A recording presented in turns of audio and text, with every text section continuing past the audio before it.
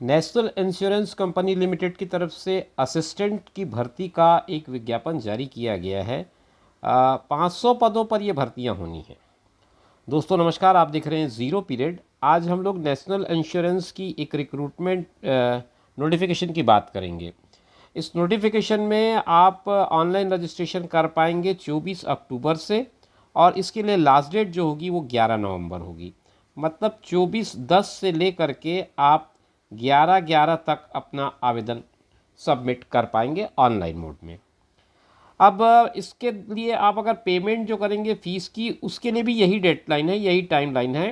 Both date inclusive लिखा हुआ है, 24 और 11। ऑनलाइन एग्जामिनेशन जो फेज़ 1 का होगा वो 30 नवंबर को होने को जा रहा है। 30/11 कह सकता हूँ मैं इसकी डेट। और जो सेकेंड फेज़ होगा वो 28 दिसंबर को होगा, 28/12 को होगा। इसके लिए कॉल लेटर जब डाउनलोड किए जाएंगे उसकी सूचना ये बाद में देंगे कह रहे हैं, और बाकी बातें हम आगे वीडियो में करेंगे। बने रहिए। ज़ीरो पीरियड में आप इस तरह के वीडियोस देखते रहते हैं जिसमें रिक्रूटमेंट के संबंध में नोटिफिकेशन आपको मिल जाते हैं। साथ ही साथ इससे संबंधित परीक्षाओं के कुछ सिलेबस वीडियोस भी आप देख पाते हैं। आइए चलते हैं आगे। आपको मैं बताऊंगा कितने पदों पर ये भर्तियां होनी है। 500 पदों पर ये भर्तियां होनी है, जो कि स्टेट के हिसाब से अलग अलग संख्या में है। आप इस टेबल पे देख पा रहे होंगे किस स्टेट में कितने पोस्ट किस कैटेगरी में हैं। तो ये अगर आप पास करके देखेंगे तो आपको पूरी चीज़ें समझ में आ जाएंगी किस स्टेट के लिए कितनी पोस्ट जो है वो रिक्रूट होनी है। वैसे इस नोटिफिकेशन का मैं एक लिंक दे रहा हूँ डिस्क्रिप्शन बॉक्स में, आप वहाँ से जा करके इसे डाउनलोड कर पाएंगे और उसमें इसको पूरी डिटेल के साथ आप पढ़ लेंगे। ये पूरा स्टेट वाइज पूरा 34 स्टेट्स के वैकेंसी दिख रहे होंगे आपको। 500 ये टोटल पदों की संख्या है। इसमें जो जो एब्रीविएशन यूज़ किए गए उसकी डिटेलिंग भी है, और SC ST OBC EWS UR और टोटल ये सारे कॉलम हैं। और PWBD का अलग कैटेगरी है, उसका भी इस पर मेंशन किया गया है। अब हम बात करते हैं एलिजिबिलिटी क्राइटेरिया की। तो सबसे पहले तो नेशनलिटी की बात है कि उसको इंडियन सिटीजन होना ज़रूरी है।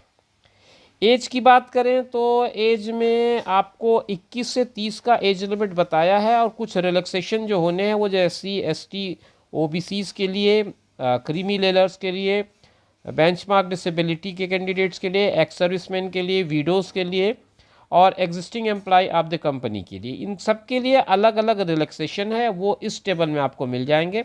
अगर आप इनमें से किसी एक कैटेगरी को मैच कर रहे हैं तो आप उसको इस टेबल में देख सकते हैं, समझ सकते हैं। अब आगे बढ़ते हैं, एजुकेशनल क्वालिफिकेशन की बात करते हैं। एजुकेशनल क्वालिफिकेशन की अगर मैं बात करूं इस वैकेंसी के रिगार्डिंग, तो ये लिखते हैं candidate must possess the minimum qualification of graduation in any discipline from a recognised university और any equivalent qualification. As such central government candidate should pause certificate in proof of passing qualifying examination is on 1 अक्टूबर। 1 अक्टूबर तक आपको graduation की degree मिल जानी चाहिए, यानी graduation आपका complete हो जाना चाहिए। इस बात को यहाँ पर मेंशन किया गया है। मतलब जो भी आपके पास क्वालिफाइंग क्राइटेरिया है वो 1 अक्टूबर के पहले पहले पूरा हो जाना चाहिए। आप अगर फाइनल ईयर का एग्ज़ाम दे रहे हैं और अभी तक आपका रिजल्ट नहीं आया है तो फिर आप इसके लिए एलिजिबल नहीं हैं। सिलेक्शन प्रोसेस की बात करते हैं तो पहले फेज़ 1 होगा, जिसको प्रिलिमिनरी कह सकते हैं आप। ये ऑनलाइन मोड में होगा और इसमें 100 नंबर के प्रश्न पूछे जाएंगे। मल्टीपल चॉइस क्वेश्चन होगा जिसे हम MCQ कह सकते हैं। This test would be of 60 minute, 60 minute का होगा, यानी कि 1 घंटे का एक पेपर होगा। 100 मार्क्स होंगे, MCQ होगा। 3 इसमें सेक्शन होंगे। ये जो 3 सेक्शन है, separate timing for each section. अब वो कैसे कैसे होंगे उसकी डिटेल हम यहाँ समझते हैं। ये 3 सेक्शंस हैं। पहला सेक्शन इंग्लिश लैंग्वेज का है, दूसरा रीजनिंग एबिलिटी का है, और तीसरा क्वांटिटिव एप्टीट्यूड का है। तीनों ही ऑब्जेक्टिव हैं, यानी कि MCQ हैं। शुरू के 2 सेक्शन में आखिरी के 2 सेक्शन में 35-35 क्वेश्चन हैं। पहला सेक्शन 30 क्वेश्चन का है। तो इंग्लिश लैंग्वेज में आपके पास 30 क्वेश्चन होंगे जिसमें आप 30 नंबर तक गेन कर सकते हैं, और बाकी जो 2 सेक्शन हैं जिसमें रीजनिंग एबिलिटी है और क्वांटिटिव एप्टीट्यूड है, ये 35-35 क्वेश्चंस 35-35 मार्क्स के होंगे, तो 70 मार्क्स यहाँ हो जाएंगे। 20-20 मिनट का लॉट है तीनों का, और इस तरह से 60 मिनट के अंदर आपको ये पूरा करना है। इंग्लिश लैंग्वेज का जो पेपर होगा वो इंग्लिश वर्जन में होगा ऑब्वियसली, लेकिन बाकी जो दो हैं जिसमें रीजनिंग एबिलिटी और क्वांटिटेटिव एप्टीट्यूड का है, ये बाईलिंगुअल होगा। इसमें आपको इंग्लिश और हिंदी दोनों में पेपर मिल जाएगा। आप जिसमें सुविधाजनक हो, जिसमें कंफर्टेबल फील कर रहे हो, आप उसको अटेम्प्ट कर सकते हैं। ये बात मैंने आपको बताई, ये फेज़ 1 की, जिसे प्रीलिम्स कह सकते हैं। Candidate will have to qualify in each test section by securing passing marks to be decided by the company. तो ये जो 3 सेक्शंस हैं, ये तीनों सेक्शन में अलग अलग आपको क्वालिफाई करना है। Educate marks of candidate state wise and category wise as decided by the company, approximately 15 times the number of vacancies subject to availability.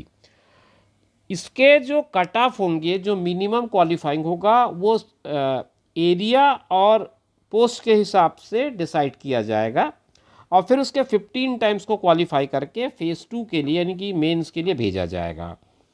अब उसमें 5 सेक्शन हैं आपके पास। जब मेंस की बात करूं तो 200 मार्क का क्वेश्चन पेपर है आपका। सारे क्वेश्चंस एमसीक्यू हैं यहाँ पे भी।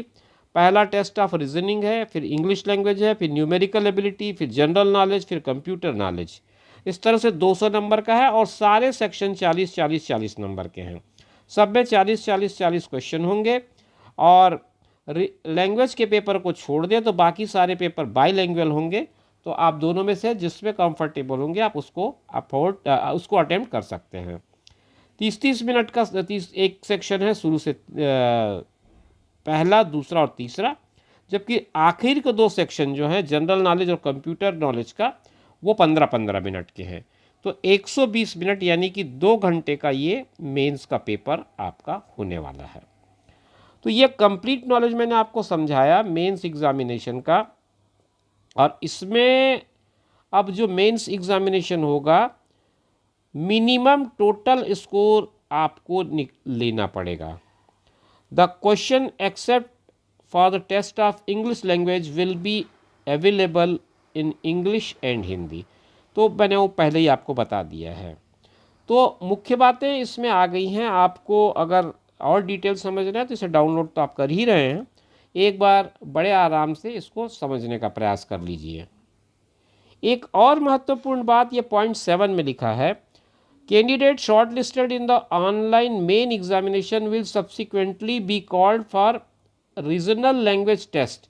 जो रीजनल लैंग्वेज टेस्ट है उसके लिए भी आपको बुलाया जाएगा। At select centers, the name and address of the center, time and date of this test will be informed to the shortlisted candidates on our website. तो जब यह हो जाएगा, अंतिम चरण में आपको जो रीजनल लैंग्वेज है उसकी भी टेस्ट होनी है।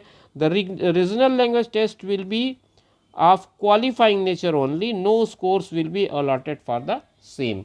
तो ये जो होगा आपका, जो रीजनल लैंग्वेज का टेस्ट होना है, वो टेस्ट कोई आपके मेरिट से लेना देना नहीं है, उसको आपको केवल क्वालिफाई करना होगा। अंत में मैं आपको बता दूं, एग्जामिनेशन के लिए आपको एप्लीकेशन फ़ीस किस तरह से पे करनी है। SC ST PWBD और EXS के लिए 100 रुपये है, और अदर कैंडिडेट्स के लिए जो कि SC ST PWD और EXS को छोड़ कर आते हैं, उनमें 850 रुपये। तो ये 2 कैटेगरी के हिसाब से अलग अलग फ़ीस का अमाउंट है, ये मैंने आपको बता दिया। उम्मीद करता हूँ कि जानकारी आपको स्पष्ट होगी। हाउ टू अप्लाई का पूरा एक सेक्शन है इसमें। इस नोटिफिकेशन को जब आप डाउनलोड करेंगे तो फिर आपको वो जानकारी भी मिल जाएगी किस तरह से आपको अपना ऑनलाइन एप्लीकेशन सबमिट करना है। तो उम्मीद करता हूँ कि जानकारी आप तक ठीक ढंग से पहुँची होगी, और आप अगर इस पद के लिए आवेदन कर रहे हैं तो हमारी ओर से आपको शुभकामनाएँ। फिर मिलेंगे एक नई जानकारी के साथ नए वीडियो में। तब तक के लिए हमें दीजिए इजाज़त। आप अपना ख्याल रखें और उनका ख्याल रखें जो आपका ख्याल रखते हैं। नमस्कार।